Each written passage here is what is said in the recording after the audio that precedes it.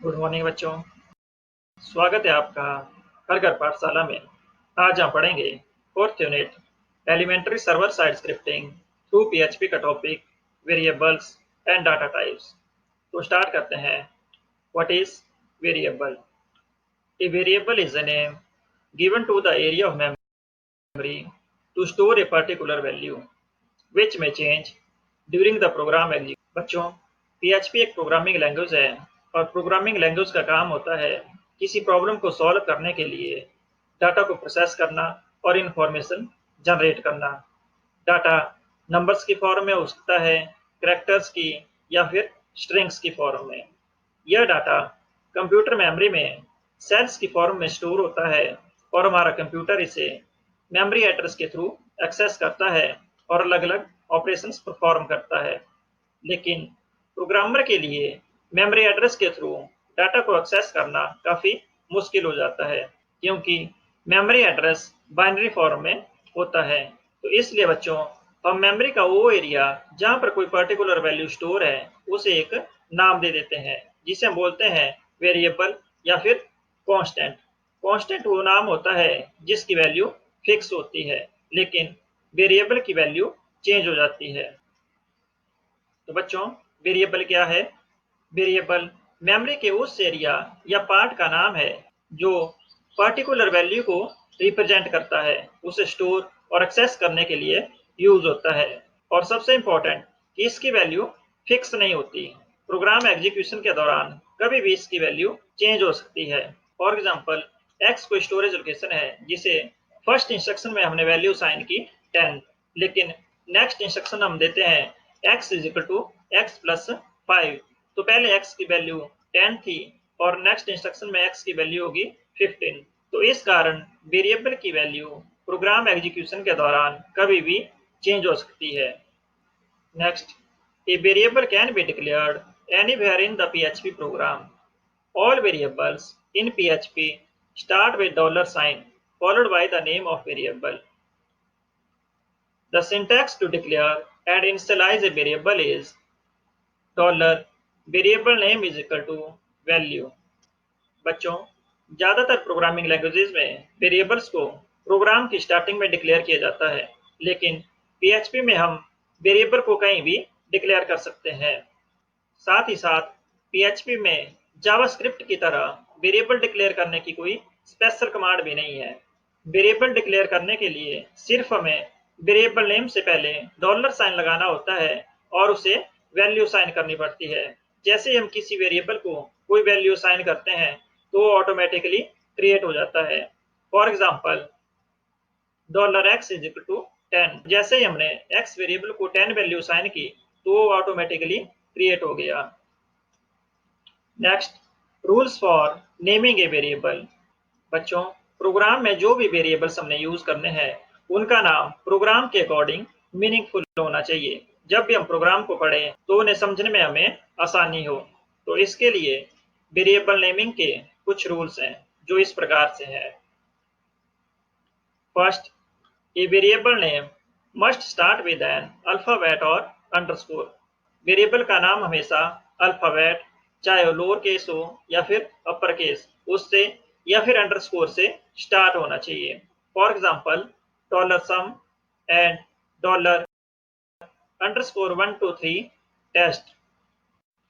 Second, a variable name cannot start with a number. Variable name कभी भी number से start नहीं हो सकता है। अगर हम वेरिएबल नेम को नंबर से स्टार्ट करेंगे तो वह इनवैलिड वेरिएबल होगा। For example, $5 boys. Third, a variable name can only contain digits 0 to 9, alphabets both in small case and upper case, and underscore only। बच्चों, वेरिएबल नेम के लिए हम digits 0 to 9, alphabets A to Z और underscore का use ही कर सकते हैं। Fourth, variable name can be of any length. Variable name किसी भी लेंथ का हो सकता है।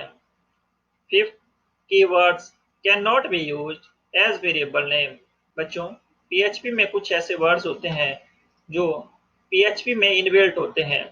पीएचपी लैंग्वेज को पहले से ही इनके बारे में पता होता है। इन वर्ड्स को हम बोलते हैं कीवर्ड्स या रिजर्व वर्ड्स।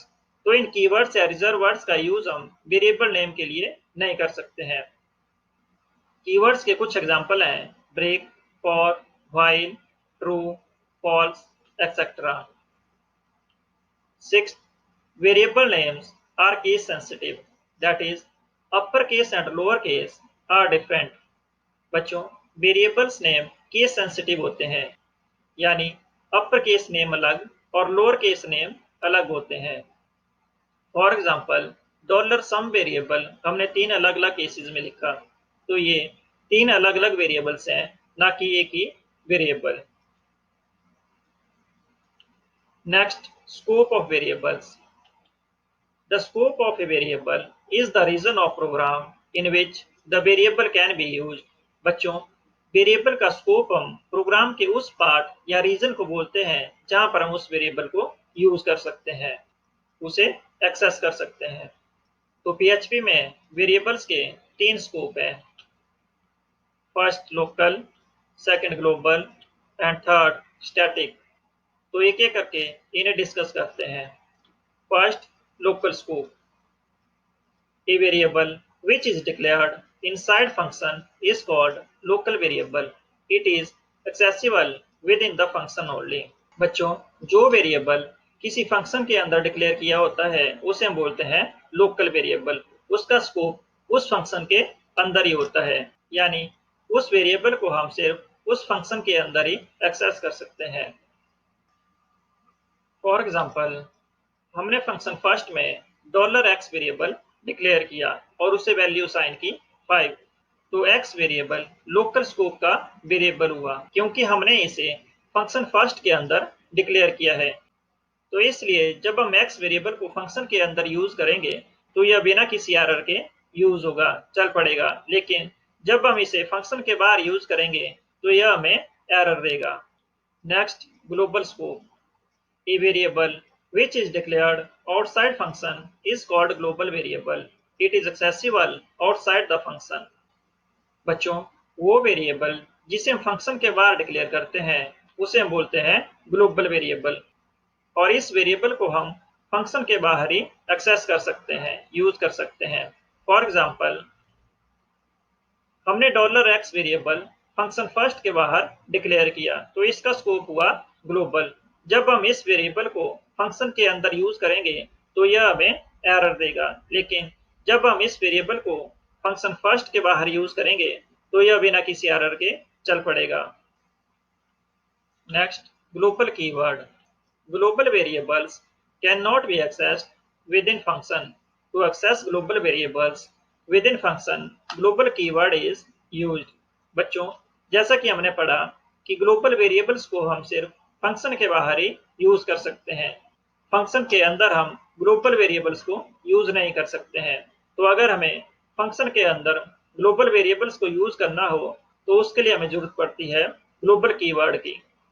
फॉर एग्जाम्पल, हमने $x वेरिएबल फंक्शन फर्स्ट के बाहर डिक्लेयर किया, तो ये हुआ हमारा ग्लोबल वेरिएबल। इस ग्लोबल वेरिएबल को फंक्शन फर्स्ट के अंदर यूज करने के लिए हमें इससे पहले ग्लोबल कीवर्ड लगाना होगा। जैसे हम इससे पहले ग्लोबल कीवर्ड लगाएंगे तो हम इस वेरिएबल को फंक्शन के अंदर यूज कर सकते हैं, साथ ही साथ यह वेरिएबल फंक्शन के बाहर भी यूज होगा। Third, static keyword. When a function is executed, all of its variables are deleted. However, sometimes we want a local variable not to be deleted. To do this, use static keyword when we first declare the variable. बच्चों, जब भी कोई function execute हो जाता है, यानी वो completely run हो जाता है, तो उसके अंदर जितने भी लोकल वेरिएबल्स होते हैं वो ऑटोमेटिकली डिलीट हो जाते हैं। लेकिन अगर हम चाहते हैं कि किसी लोकल वेरिएबल की वैल्यू फंक्शन एग्जीक्यूट होने के बाद भी डिलीट ना हो, तो उस वेरिएबल को जब हमने फर्स्ट टाइम डिक्लेयर करना है तो उससे पहले स्टैटिक कीवर्ड का यूज करना है। फॉर एग्जाम्पल, फंक्शन फर्स्ट में हमने $x वेरिएबल को स्टैटिक बनाया और उसे वैल्यू साइन की 12। तो जैसे ही हम फर्स्ट टाइम फंक्शन फर्स्ट को कॉल करेंगे तो उसे वैल्यू मिलेगी x की 12। फिर नेक्स्ट इंस्ट्रक्शन में वो उस वैल्यू को प्रिंट करेगा। तो उसने प्रिंट कर दिया 12। उसके बाद $x की वैल्यू हो जाएगी $x प्लस 1 यानी 13। तो जब नेक्स्ट टाइम फंक्शन फर्स्ट को कॉल करेंगे तो उसे $x की वैल्यू मिलेगी 13 ना कि 12। तो फिर वह प्रिंट करेगा 13। फिर दोबारा से $x की वैल्यू हो जाएगी $x प्लस 1 यानी 14। थर्ड टाइम कॉल करने पर उसे x की वैल्यू मिलेगी 14 और वो 14 को प्रिंट कर देगा। तो इस तरह से जब हम फंक्शन फर्स्ट को 3 बार कॉल करेंगे तो वो प्रिंट करेगा 12, 13 एंड 14। लेकिन अगर हम स्टैटिक कीवर्ड का यूज ना करें तो वो प्रिंट करता 12, 12, 12। Next, what are data types in PHP? Data types are used to specify the type of data to be stored in a variable. बच्चों, वेरिएबल्स में किस टाइप की वैल्यू स्टोर होगी? वो न्यूमेरिक होगी, कैरेक्टर, स्ट्रिंग या फिर किसी और टाइप की? ये स्पेसिफाई करने के लिए हम यूज करते हैं डाटा टाइप्स का। तो पीएचपी में 8 तरह के डाटा टाइप्स हैं जिन्हें हम 3 कैटेगरीज में डिवाइड कर सकते हैं। First scalar, second compound and third special. तो एक एक करके इन्हें डिस्कस करते हैं। First scalar types. These are the data types which hold only single value. बच्चों, वो डाटा टाइप जो सिर्फ सिंगल वैल्यू स्टोर करते हैं उन्हें बोलते हैं स्केलर डाटा टाइप्स। तो पीएचपी में 4 तरह के स्केलर डाटा टाइप्स हैं। First integer. It holds only whole numbers, that is, numbers without fractional part or decimal points. बच्चों, integer data type whole numbers को स्टोर करने के लिए यूज होता है। होल नंबर्स हम उन नंबर्स को बोलते हैं जो फ्रैक्शनल पार्ट यानी डेसिमल पॉइंट के बिना होते हैं, चाहे वो पॉजिटिव हो या फिर negative. For example 24 and -33। Second, float. It holds numbers with a fractional or decimal point. Float data type ऐसे नंबर्स को स्टोर करने के लिए यूज होता है जो फ्रैक्शनल पार्ट या फिर डेसिमल पॉइंट के साथ होते हैं। For example 7.35 and 11.50। Third, string. String is a sequence of characters. It can hold letters, numbers, and special characters. String values must be enclosed either in single or double quotes. बच्चों, string data type character sequence को store करने के लिए use होता है। Character sequence में letters हो सकते हैं, नंबर्स या फिर स्पेशल कैरेक्टर्स। लेकिन जब भी हमने स्ट्रिंग वेरिएबल को कोई वैल्यू असाइन करनी है तो वो या तो डबल कोट्स या फिर सिंगल कोट्स में एनक्लोज्ड होनी चाहिए। For example hello and 1 2 3 test. For Boolean, it holds a value that can either be true or false. It is often used with conditional statements. If condition is correct, it returns true, otherwise false. बच्चों, Boolean data type Boolean values को store करने के लिए use होता है। Boolean value हम बोलते हैं ट्रू और फॉल्स को। इसका ज्यादातर यूज हम कंडीशनल स्टेटमेंट्स में करते हैं और अगर वो कंडीशनल स्टेटमेंट सही होगी तो ये स्टोर करेगा true, otherwise false. For example हम दो नंबर्स ए एंड बी का कंपैरिजन कर रहे हैं तो हम कंडीशनल स्टेटमेंट यूज करेंगे is A is greater than B. अगर वो स्टेटमेंट सही होगी यानी ए बी से बड़ा होगा तो वो स्टोर करेगा ट्रू, नहीं तो false. Second, compound types. These are the data types which hold multiple values. बच्चों, कंपाउंड डाटा टाइप्स हम उन डाटा टाइप्स को बोलते हैं जो एक से ज्यादा वैल्यू स्टोर करते हैं। तो पीएचपी में 2 तरह के कंपाउंड डाटा टाइप्स हैं। First, array. It is used to store multiple values of same data type in a single variable. बच्चों, स्केलर डाटा टाइप में हमने पढ़ा कि एक वेरिएबल में हम सिर्फ एक नंबर ही स्टोर कर सकते हैं। तो अगर हमें 10 अलग अलग नंबर्स स्टोर करने हो तो उसके लिए अगर हम स्केलर डाटा टाइप का यूज करेंगे तो हमें अलग अलग 10 वेरिएबल्स डिक्लेयर करने पड़ेंगे जो प्रोग्रामर का काफी टाइम कंज्यूम करेंगे और साथ ही साथ एक्स्ट्रा स्टोरेज स्पेस भी लेंगे। तो इसके लिए PHP में हम एक एरे डिक्लेयर करते हैं जिसमें हम एक ही वेरिएबल में सेम डाटा टाइप की मल्टीपल वैल्यूज को स्टोर कर सकते हैं। तो इससे प्रोग्रामर का टाइम भी बचेगा और स्टोरेज स्पेस भी कम यूज होगा। Second, object. Objects are instances of user-defined class that hold both values and functions. बच्चों, PHP में हम यूजर डिफाइंड क्लास क्रिएट कर सकते हैं जिसमें अलग अलग डाटा वैल्यूज और फंक्शन होते हैं, और क्लासेस के इन ही डाटा वैल्यूज और फंक्शंस को एक्सेस करने के लिए हम यूज करते हैं ऑब्जेक्ट्स का। Third, special types. बच्चों, PHP में दो तरह के स्पेशल डाटा टाइप्स हैं। First, null. It is a special data type which have only one value, that is null. A variable of data type null is a variable that has no value assigned to it.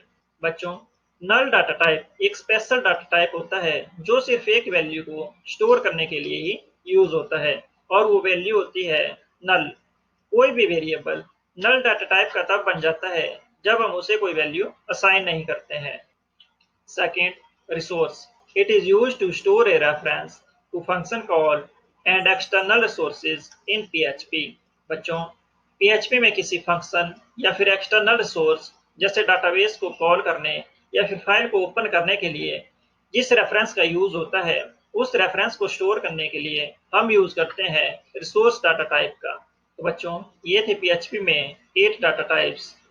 सबसे important बच्चों, ज्यादातर programming languages में जब हम variable declare करते हैं तो हमें उसका डाटा टाइप वहां पर स्पेसिफाई करना पड़ता है, लेकिन PHP में हमें डाटा टाइप स्पेसिफाई करने की जरूरत नहीं पड़ती है। PHP वैल्यू के अकॉर्डिंग ऑटोमेटिकली अंडरस्टैंड कर लेता है कि यह किस डाटा टाइप का वेरिएबल है। तो इसलिए PHP को हम लूजली टाइप्ड लैंग्वेज भी बोलते हैं।